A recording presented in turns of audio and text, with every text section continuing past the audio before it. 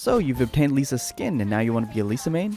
Well, welcome to the definitive Lisa guide as of patch 3.4. Lisa is a unit that has very unique mechanics and has various distinguishing playstyles. With the release of Dendro reactions, her overall value as a unit has definitely shot up the ladder, especially because of her natural ascension stat of elemental mastery. This guide will be broken down into parts depending on the playstyle you want to play her as, on-field Aggravate, PM Hyperbloom, off-field quick swap unit, and as well as some team comps that I think deserve some honorable mentions. Before we get into the different playstyles, let's go over some basic info in her kit. This isn't necessary for you can always skip to the timestamps provided below. So for her talents, starting with her normal attack, like every catalyst, her normals are permanently infused with elemental damage, in this case Electro. Her charge attack has a pretty nice AoE that also has the property of being able to hit enemies on a lower plane than her. Unfortunately, this doesn't apply the other way around. For her elemental skill, her skill is probably arguably what makes Lisa so unique. It has a tap version as well as a hold version. The tap version has auto-targeting, does damage on hit, and applies a number mark that can stack up to 3. Depending on how many stacks you have will determine the damage output of the hold version of your elemental skill.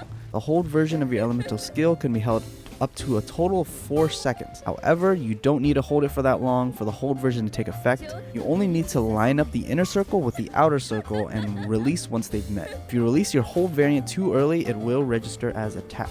Her elemental burst is probably the most valuable part of her kit. When you cast her burst, it drops the lantern on the field at a fixed position and has a radius indicated by the circle. It will tick when it's on field a total of 29 times while it's active. When you unlock her second ascension passive, her burst will also apply a debuff to the enemy it hits by lowering their defense. Despite her elemental skill having a nuke-like property, it's important to note that most of the time her burst is going to be where a lot of her damage output is going to be. So for her constellations, starting with C1, basically extra energy for every opponent that you hit with your hold E variant. It used to generate particles with tap E, but unfortunately Hoyoverse deemed it as a bug and they patched it out. C2 increases defense and interruption resistance, which is pretty helpful because you're quite vulnerable when you're holding your E.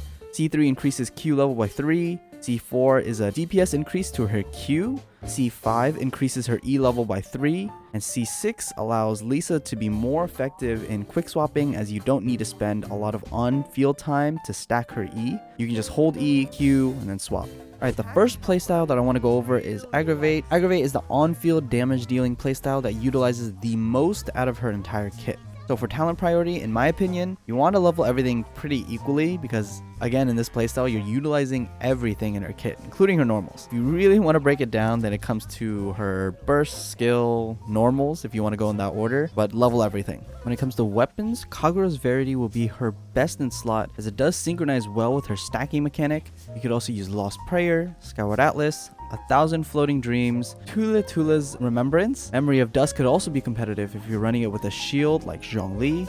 Widsith and Solar Pearl are also pretty competitive at R5. However, if you do have it at lower refinements, it's still pretty usable. Mappamar and Dodoko Tails are also viable F2P options. For artifacts, the 4-piece Thundering Fury set is going to be her best option as she can abuse the cooldown reduction. Her auto attacks, charge attacks, burst damage, they all have separate ICD, so it all helps in lowering her long skill cooldown. 4-piece Gilded Dreams and 4-piece Thunder Soother can also work. However, Thunder Soother, you do need to keep in mind that there is some damage loss if the enemy isn't affected by Electro, so if you're farming for the set, you might as well use Thundering Fury unless the substats on your Thunder Soother set are a lot more effective. You could also run a mix of 2-piece Thundering Fury, 2-piece attack percent, 2-piece EM. Pick any of those two, they should work. For the main stats of your artifacts, for the Sands, it should be attack percent or EM, Goblet, Electro damage bonus, and Circlet, crit rate or crit damage, whatever balances your ratio better. For your substats, especially in Aggravate, crit rate and crit damage are going to be highly prioritized, as well as attack percent, elemental mastery, and energy recharge. An Aggravate Lisa comp will generally consist of Lisa, another Electro unit, a Dendro unit, and a Flex unit. The Electro unit besides Lisa could be Fischl, Yaimiko, Beto, Fuki Shinobu, or Dori. However, Fischl is definitely going to be best in slot here because of her A2 passive. For the Dendro units, Nahida, DMC, Yao Yao, and Kale all work. For the Flex units, you can use animal units such as Kazuha, Venti, Sucrose, Jean, or even Sayu. And you also have the option of running Zhongli, as he does have a multi-element shred on his shield.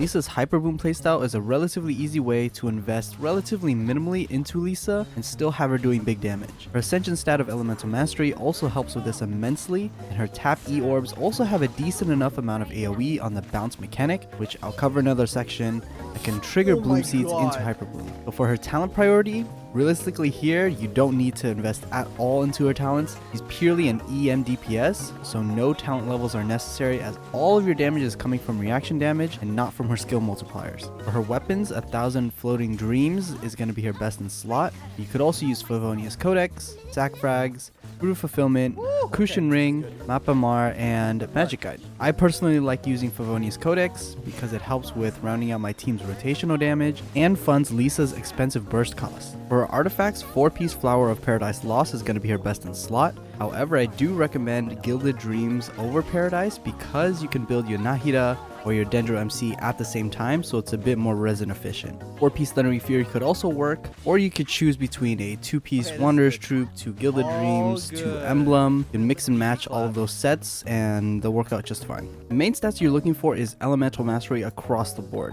If you're struggling with energy requirements, you can also run an Energy Recharge Sands, but ideally you're going to want to get your energy from your substats and have all of your main stats be EM. For substats, you're looking for Energy Recharge, Extra Elemental Mastery in your Feather or Flower, Attack percent, and Crit is somewhat effective, but it's best just to focus on the previous 3. Her team comp is going to consist of a Hydra unit, a Dendro unit, and a Flex unit. I would recommend to bring some source of healing. It could be really small like Xingqiu's Rain Swords, because producing too many Bloom Seeds could do some recoil damage. So for your Hydra units, you could use Xingqiu, Yelan, Kokomi, Ayato. For your Dendro units, you could use Nahida, EMC, Kole, Yao Yao. And for your Flex units, you could use animal units like Kazuha, Venti, Sucrose, for CC and buffing. Beidou has a good battery and AoE coverage, which is pretty useful as her burst doesn't trigger any existing Bloom Seeds into Hyperbloom. Zhongli is a good general shielder and shredder. And Diona is a great shielder and buffer as her C6 can provide an extra 200 EM.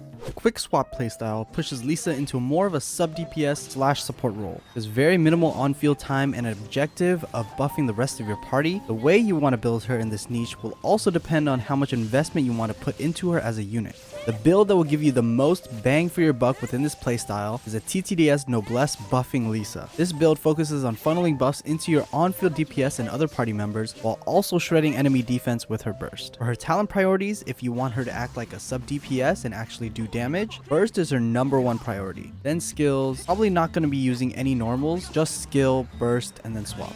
Her weapons, Skyward Atlas, Kagura's Verity, Lost Prayer, Teletula's Remembrance, Memory of Dust are all viable options. Widsith, Hakushin Ring, and Oathsworn Eye are all pretty competitive at R5, but again, the most bang for your buck weapon is probably going to be TTDS. For her artifact sets, 4-piece Emblem, 4-piece Thunder Soother, 4-piece Gilded are all good for the sub DPS role, and 4-piece Noblesse Oblige is probably a good set to run if you don't have a Noblesse user already. Running a 2-piece Thundering Fury, 2-piece Attack, 2-piece EM, depending on the team comp that you'll be running with her, you can just mix and match a 2-piece, 2-piece. For your main stat on your sands, you're going to prioritize Energy Recharge because her burst is very expensive. You already meet those ER requirements already running a battery, then attack percent or EM is fine. Goblet, electro damage bonus, and circlet, crit. For her substats, prioritize Energy Recharge so you could burst off of cooldown. Crit rate, crit damage, attack percent, and EM are all good stats for the sub DPS role. For her team composition, there are a couple characters that Lisa synergizes well with, despite her role being very competitive with other electro characters. In Raiden Hypercarry, Lisa performs a very similar role to Kujo's Sara and will actually outperform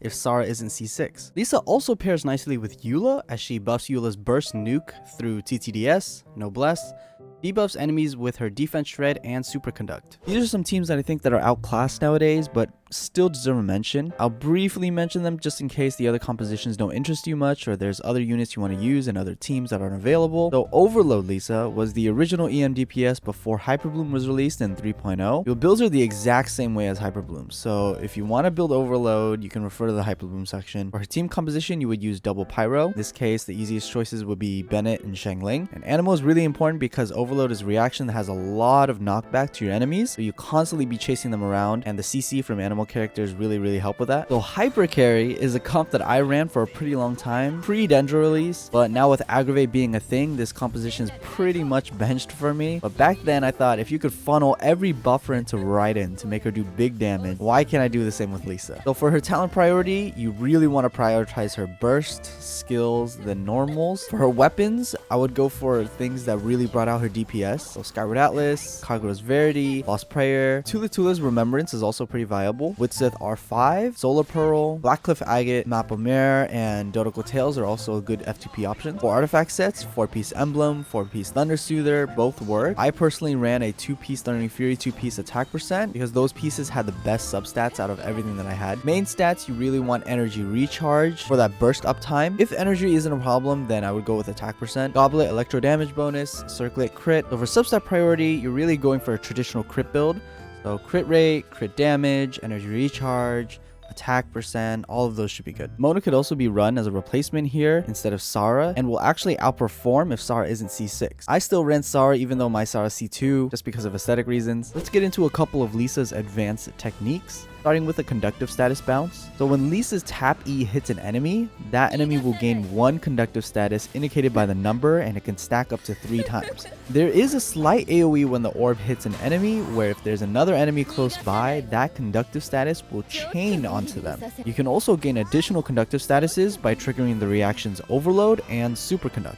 Lisa's hold version of her elemental skill has no vertical limit and can hit enemies from above or below. This used to be completely useless, but now that we have enemies that fly all the way up into the air, being unable to hit like the Perpetual Machine Array or Spectres, the vertical range on her E has seen some practicality in these later patches. So there's this plunge tech that I found way back in around patch 1.6, and I've tested this with every other character, and Lisa is literally the only unit that can do it. She's the only one that can consistently plunge after her 3rd normal attack on top of a Geoconstruct. And I've tried finding some kind of practical use for this, but since enemies are grounded, it really hasn't been practical at all. So if there's any creative people out there who find a use for this, let me know because I really want this to work. Overall, Lisa can function very similarly to units such as Yai Miko, Fischl, Beidou, Kuki Shinobu, units that are already outstanding in their own niches, so the environment is very competitive for the roles that she plays. Even for that fact, she shouldn't be discounted for it, as she does provide a ton of value in the roles that she's placed within, as well as providing the player with a variety of playstyles and usages of her kit. Thank you so much for watching. This is my first comprehensive guide of a character, and it's really the only one I feel comfortable doing because I've been maining Lisa for 2.5 years straight, trying to stretch the limits of what she can do. If you like the video, give it a thumbs up, subscribe if you want to see more Lisa or just Genshin Impact content in general, and I'll see you guys next time. Peace. All right.